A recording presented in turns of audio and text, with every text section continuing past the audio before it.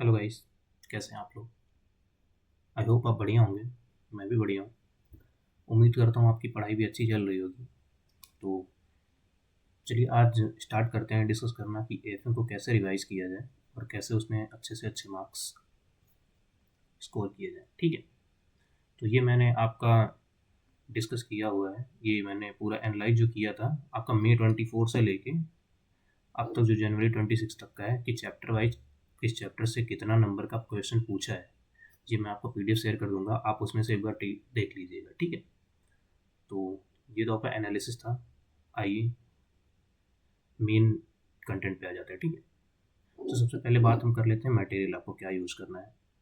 तो मटेरियल सबसे पहले आपको आईसीआई मॉड्यूल ही यूज़ करनी है, क्योंकि इसमें क्वेश्चन बहुत ज़्यादा हैं। अगर आप किसी का क्वेश्चन बैंक ले लेते हैं तो और कोई फ़ायदा नहीं होगा। आप आईसीआई मॉड्यूल पे शिफ्ट कर लीजिए, बढ़िया है। ठीक है, और दूसरा आपको फार्मूला आपको बनाना हुआ है। ठीक है, अगर आपने किसी के पहले कोचिंग करी हुई है किसी से और उसमें फार्मूले लिखे हुए हैं तो अच्छा है, वरना आप जैसे जैसे चैप्टर करते जाइएगा एक सेपरेट कॉपी लीजिएगा और उसमें फार्मूले नोट करते हर एक कॉन्सेप्ट के साथ चले जाएंगे, तो लास्ट डे पे आपको बहुत ही यूज़फुल होगा ये चीज़। ठीक है, तो चलिए स्टार्ट करते हैं आपकी स्ट्रेटेजी। ठीक है, सबसे पहले कुछ चैप्टर्स हैं जो काफ़ी ईजी हैं। ठीक है, ईजी हैं, स्कोरिंग भी हैं, डायरेक्ट डायरेक्ट क्वेश्चन आता है, आप आराम से इसमें से कर सकते हैं। और ये चैप्टर बड़े भी नहीं है, छोटे छोटे चैप्टर हैं। ठीक है, तो सबसे पहला आपका ईजी एंड स्कोरिंग वाले में से अगर डिस्कस करेंगे तो 35 to 40 मार्क्स इस पोर्शन से आपका आता है। ठीक है, सबसे पहला चैप्टर आपका म्यूचुअल फंड ईजी है। दूसरा आपका बिजनेस वैल्यूएशन, ये भी ईजी है। तीसरा आता है मर्जर एंड एक्विजिशन, ये वाला चैप्टर आपका थोड़ा सा लेंदी हो सकता है। ठीक है, पर इस ये भी ईजी है। ठीक है, ये आपका लेंदी तो है थोड़ा सा कंपेरेटिवली और बाकियों के, पर ईजी है और इससे क्वेश्चन हमेशा आता है।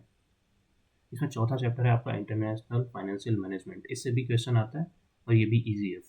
ठीक है, पांचवा है आपका इंटरेस्ट रेट रिस्क मैनेजमेंट। ठीक है, ये 5 चैप्टर अगर आप कर लेते हैं अच्छे से तो आपको 35 to 40 मार्क्स फिक्स हो जाते हैं और ये ईजी हैं। इसमें वो कोई बहुत ज़्यादा ट्रिकी क्वेश्चन आपको नहीं दे सकता है वो। ठीक है, तो ये ईजी हैं, अगर आप सारे क्वेश्चन प्रैक्टिस करके चले जाते हैं तो ये मार्क आपके फिक्स हैं। नेक्स्ट कैटेगरी पे हम आते हैं, इसमें कुछ फॉर्मूला बेस्ड चैप्टर्स हैं और कुछ लेंदी चैप्टर्स भी हैं। तो सबसे पहला इसमें जो चैप्टर है आपका एडवांस कैपिटल बस्टिंग, इससे भी हमेशा क्वेश्चन आता है। ठीक है, ये फॉर्मूला बेस्ड, अगर आपने इसको कर लिया है तो अच्छे से हो जाएगा। दूसरा है पोर्टफोलियो मैनेजमेंट। अब इसमें कुछ लोगों को दिक्कत हो सकती है, इसमें काफ़ी फार्मूले हैं। ठीक है, पर ये फार्मूला बेस्ड, अगर आपको फार्मूला याद करने में आसानी होती है तो आप क्वेश्चन इसमें से आराम से कर लेंगे। ठीक है, इसमें तीसरा है आपका सिक्योरिटी वैल्यूएशन और चौथा है आपका डेरिवेटिव। ये दोनों जो है आपके थोड़े लेंदी हैं। ठीक है, लेंदी है पर ये भी इजी ही है। डेरिवेटिव में एक्चुअली क्या है, लोगों को ज़्यादा परेशानी नहीं होती है, डेरिवेटिव भी इजी ही है। तो अगर आप ये वाला पूरा पोर्शन खत्म कर लेते हैं अपना इन 4 चैप्टर्स का, तो आपका 40 to 50 मार्क्स आराम से इन 4 चैप्टर से बनते हैं। और ये आप ऊपर वाले जो हमने दिया है आपको एनालिसिस, उससे आप इसको वेरीफाई कर लीजिएगा एक बार। ठीक है, और तीसरा पोर्शन अगर हम आ जाएँ तो थियरी, थियरी भी आपको छोड़ के नहीं जानी है। थियरी इसमें ईजी है और कुछ चैप्टर से तो श्योर शॉर्ट थियरी आती ही है। तो अगर आप ये कर लेंगे थियरी तो 12 से 20 मार्क आपके पक्के हो जाएंगे। सबसे पहला स्टार्टअप फाइनेंस, इसमें से 5 में से 4 अटेम्प्ट में तो इससे क्वेश्चन पूछता ही पूछता है, तो आपको करके जाना है। दूसरा चैप्टर है आपका financial policy and corporate strategy. ठीक है, ये आपका थ्योरी चैप्टर है, आपको करके जाना है। पर इसमें कुछ क्वेश्चंस दिए हुए हैं एक्सटर्नल फंड रिक्वायरमेंट वाले, ये इंपॉर्टेंट आप कर लीजिएगा। कभी कभी ऐसा क्या करता है ना कि ये थ्योरी वाले चैप्टर से कुछ जो प्रैक्टिकल क्वेश्चन दिए हुए हैं वो उठा के पूछ लेता है और कभी कभी तो कंपलसरी क्वेश्चन भी पूछ लेता है। ठीक है, तो आप ये करके जाइएगा। इसमें एक्सटर्नल फंड रिक्वायरमेंट वाला क्वेश्चन है, आपको करके जाना है और थियरी तो इसके करके ही जानी है। ठीक है, तीसरा चैप्टर आपका आता है रिस्क मैनेजमेंट। इसमें कॉन्सेप्ट है वैल्यू एट रिस्क, ये प्रैक्टिकल पोर्शन वाला पार्ट है।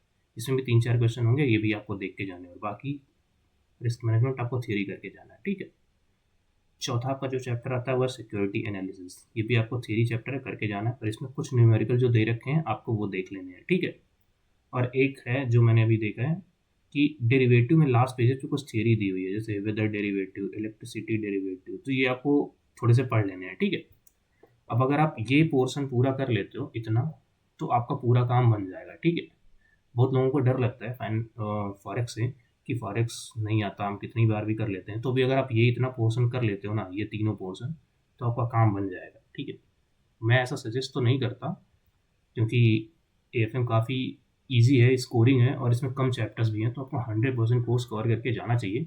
लेकिन अगर आपको नहीं आ रहा है तो भी आप देख सकते हैं कि फॉरेक्स छोड़ सकते हैं। आप फॉरेक्स में से 10 से 20 मार्क का क्वेश्चन तो पक्का पक्का आने ही हैं।